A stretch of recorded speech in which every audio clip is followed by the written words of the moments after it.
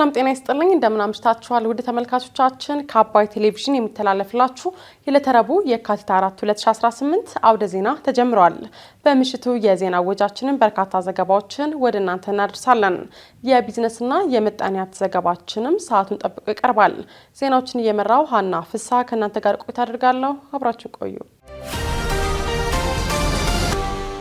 በመጀመሪያው ክፍለ ጊዜ የመረጃ ጥንቅር ሰዓታችንም የሳውዲ አረቢያው የውጭ ጉዳይ ሚኒስትር ሉል ፋይሰል ቢን ፋራ አዲስ አበባ መግባታቸውን፣ የውጭ ምንዛሬ መመሪያዎች ላይ ማሻሻያ መደረጉን የኢትዮጵያ ብሔራዊ ባንክ ማስታወቁን፣ እንዲሁም ደግሞ በአማራ ክልል ላለው ግጭት አመራርና ሎጂስቲክ የሚቀርበው ከአስመራና መቀሌ ነው ሲል የአማራ ክልል ሰላምና ጸጥታ ቢሮ ማስታወቁን የተመለከቱ መረጃዎችን ወደ እናንተ እናደርሳችኋለን። አብራችን ቆዩ።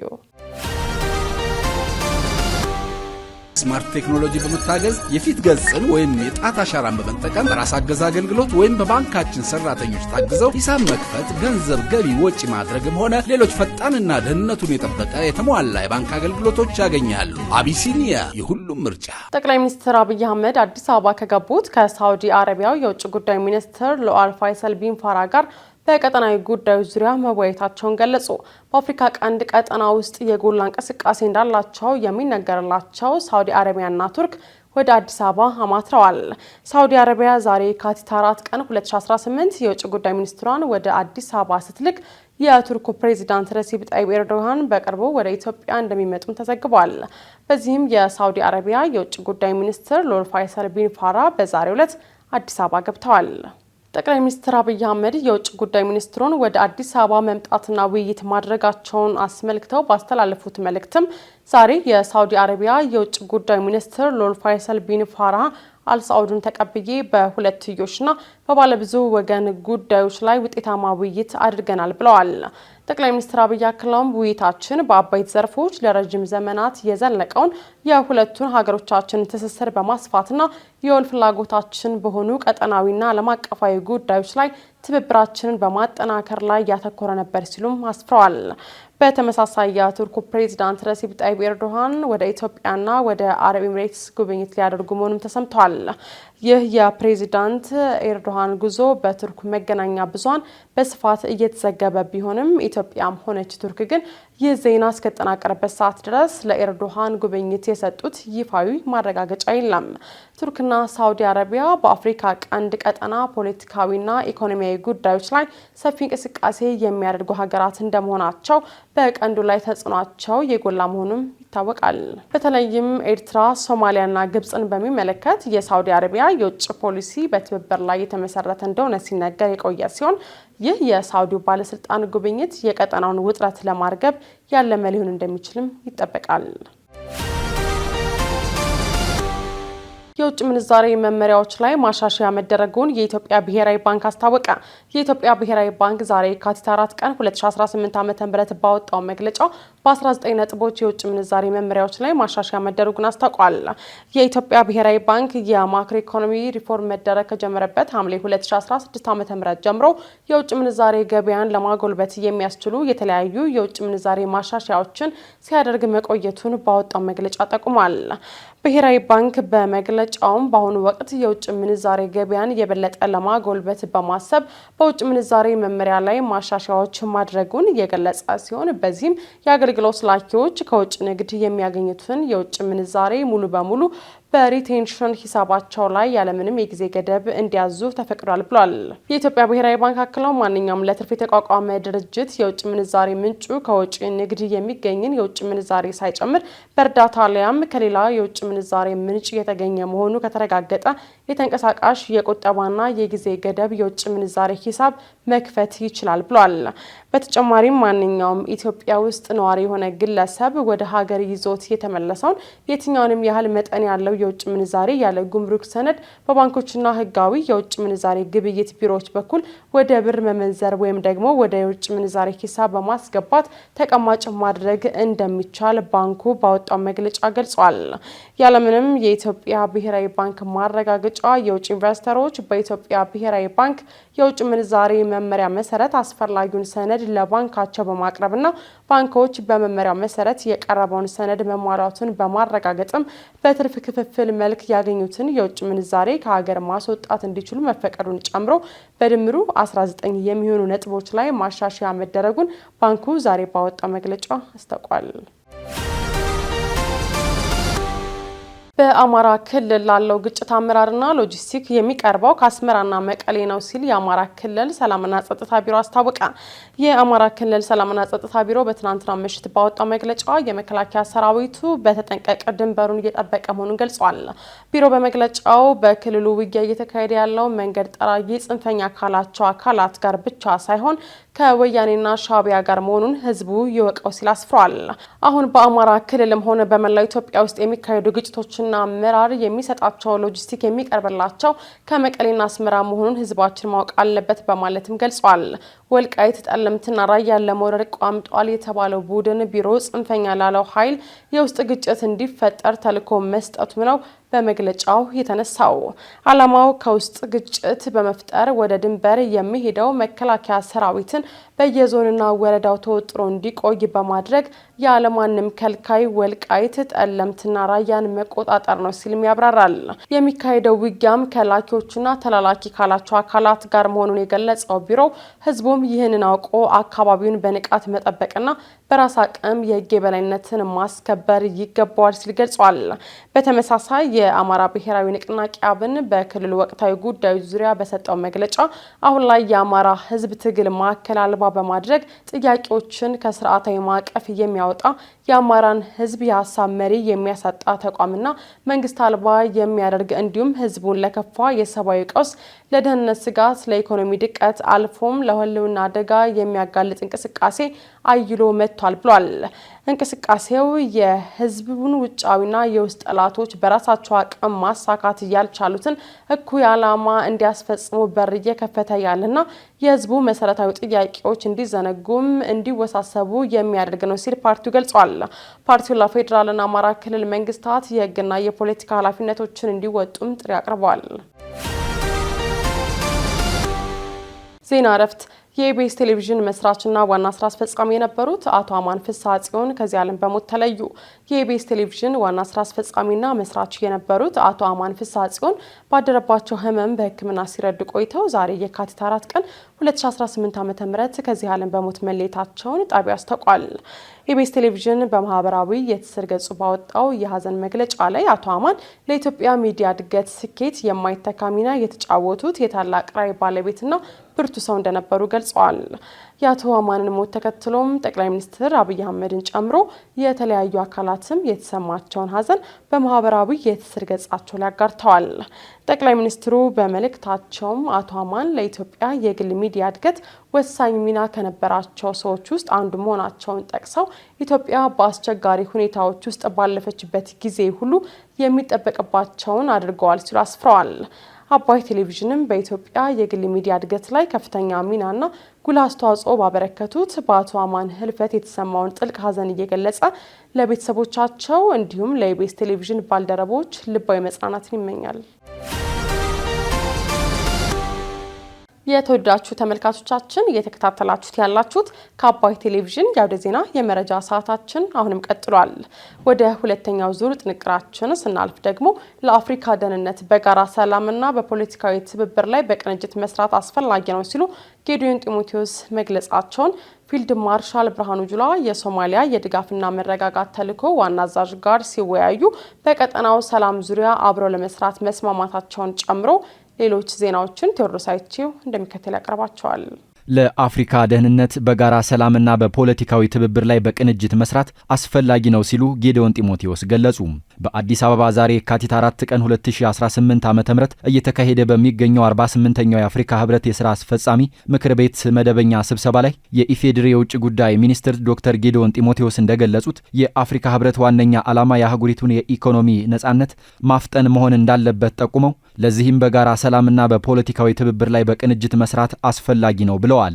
48ኛው የአፍሪካ ህብረት የሥራ አስፈጻሚ ምክር ቤት መደበኛ ስብሰባ ዘላቂ የውሃ አቅርቦትና ደህንነቱ የተጠበቀ የንጽህና አጠባበቅ ስርዓቶችን ማረጋገጥ ለአጀንዳ 2063 ግቦች ስኬታማነት በሚል መሪ ሐሳብ በዛሬው ዕለት መካሄድ ጀምሯል።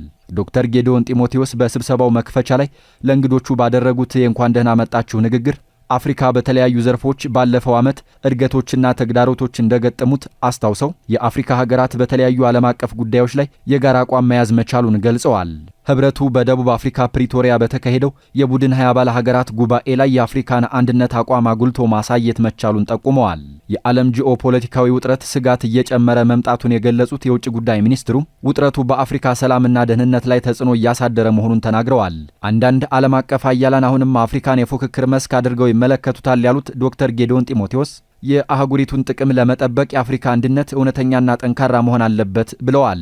በዘላቂ ውሃና የንጽህና አጠባበቅ ላይ ትኩረት ያደረገው የዘንድሮው ጉባኤ የሁሉንም ሀገራት ፍላጎቶች ግምት ውስጥ በማስገባት በኡቡንቱ መርህ የሚመራ ትብብር እንዲደረግ ጥሪ አቅርበዋል። ፊልድ ማርሻል ብርሃኑ ጁላ የሶማሊያ የድጋፍና ማረጋጋት ተልዕኮ ዋና አዛዥ ጋር ሲወያዩ በቀጠናው ሰላም ዙሪያ አብረው ለመስራት ተስማሙ። የኢትዮጵያ መከላከያ ሰራዊት ለቀጠናው ሰላም መረጋጋትና ደህንነት የሚያደርገውን ድጋፍ አጠናክሮ ይቀጥላል ሲሉ የጦር ኃይሎች ጠቅላይ ኢታማጆር ሹም ፊልድ ማርሻል ብርሃኑ ጁላ ገልጸዋል።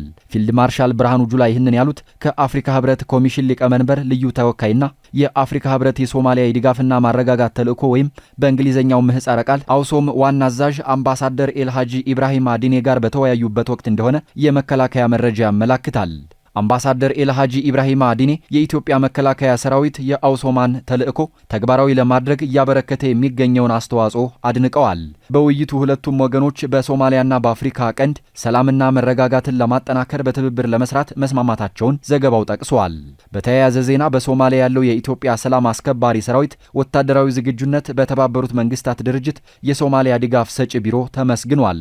በሶማሊያ ሀልገንና በለደወይኔ የሚገኘው የኢፌዴሪ ሰላም አስከባሪ ሰራዊት አስተማማኝ ወታደራዊ ዝግጁነትና ቁመና ላይ እንደሚገኝ በተባበሩት መንግስታት ድርጅት የሶማሊያ ድጋፍ ሰጪ ቢሮ በተደረገ ኢንስፔክሽን መረጋገጡን የኢፌዴሪ መከላከያ አስታውቋል።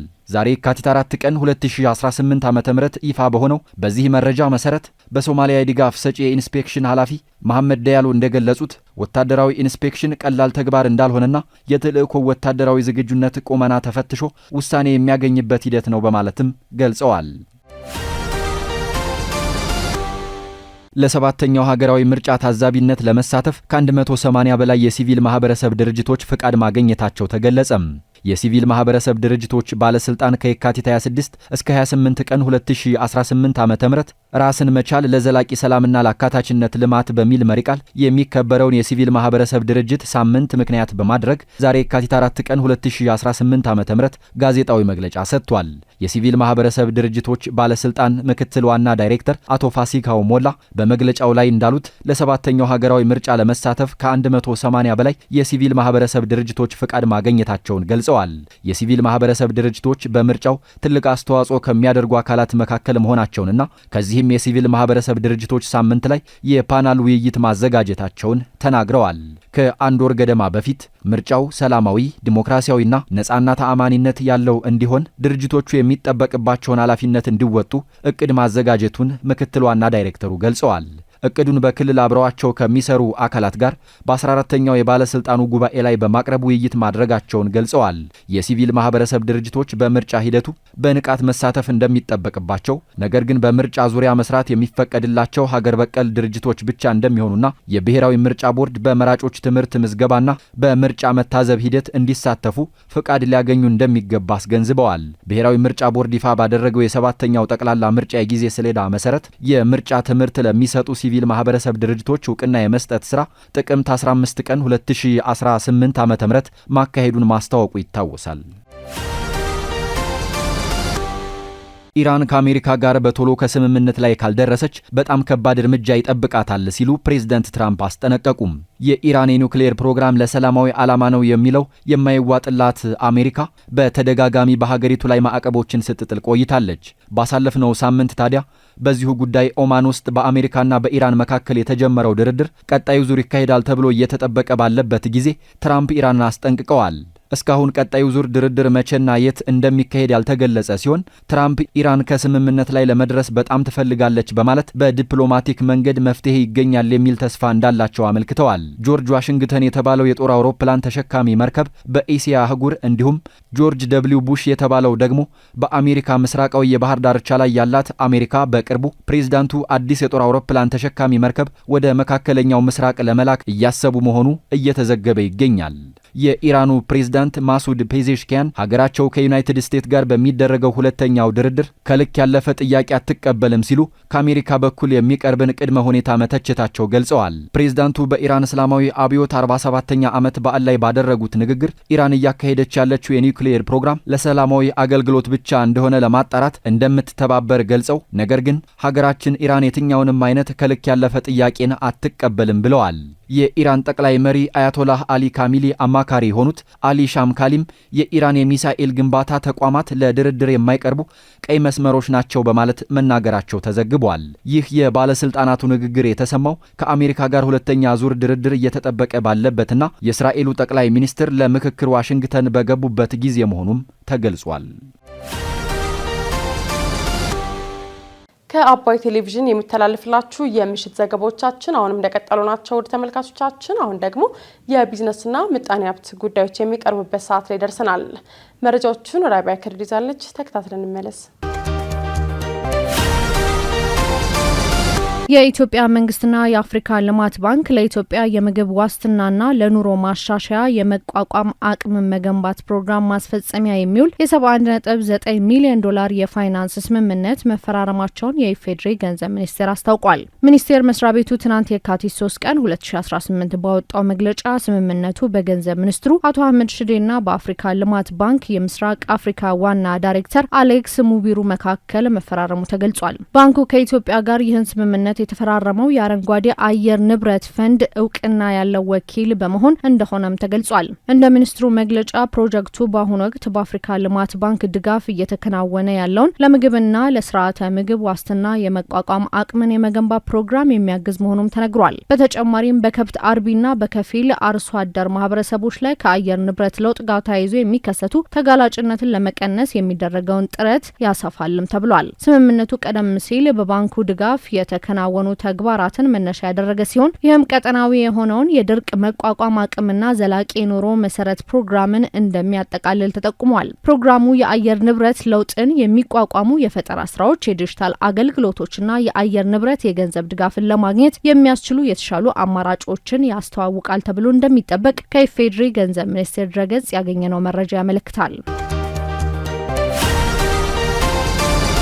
በኢትዮጵያ ለኒውክሌር ኃይል ማመንጫ ጣቢያ ግንባታ ለቦታ ጥናትና ለምህንድስና ስራዎች የሩሲያ የቴክኒክ ባለሙያዎች ወደ አዲስ አበባ ሊመጡ ነው ተባለ። በኢትዮጵያ የመጀመሪያው የኒውክሌር ኃይል ማመንጫ ጣቢያ ግንባታ የመጀመሪያ ምዕራፍ የሆነውን የቦታ ጥናትና የምህንድስና ስራዎችን ለማከናወን የሩሲያ የቴክኒክ ባለሙያዎች በቅርቡ ወደ አዲስ አበባ እንደሚመጡ ተገልጿል። በኢትዮጵያ የሩሲያ አምባሳደር ኢቭጄኒ ተረኪን ባለሙያዎቹ ወደ ስፍራው የሚያደርጉ ጉዞ የፕሮጀክቱን የቅድመ ዝግጅት ምዕራፍ በይፋ እንደሚያስጀምርና በቆይታቸውም በታቀደው የግንባታ ቦታ ላይ የምህንድስና ጥናቶችን በማካሄድ የቦታውን ብቁነት እንደሚገመገምም ተናግረዋል። የኢትዮጵያ አመራሮች የኒውክሌር ኃይል ማመንጫ ፕሮጀክቱን የሀገሪቱን የኢነርጂ ዋስትና ለማረጋገጥ ወሳኝ ቅድሚያ የሚሰጠው የመሰረተ ልማት ግንባታ አድርገው እንደሚመለከቱት አምባሳደሩ መግለጻቸውንም ካፒታል ዘግቧል። ለፕሮጀክቱ ስኬታማነት አስፈላጊውን ተቋማዊ መዋቅር መዘርጋቱን የጠቀሱት አምባሳደሩ ለዚህም ማሳያ ይሆን ዘንድ ባለፈው ዓመት የኢትዮጵያ ኒውክሌር ኢነርጂ ኮሚሽን መቋቋሙን አስታውቀዋል። ግንባታው በዓለም አቀፍ ደረጃ ዘመናዊና ደህንነቱ የተጠበቀ ነው የተባለለትን የሩሲያ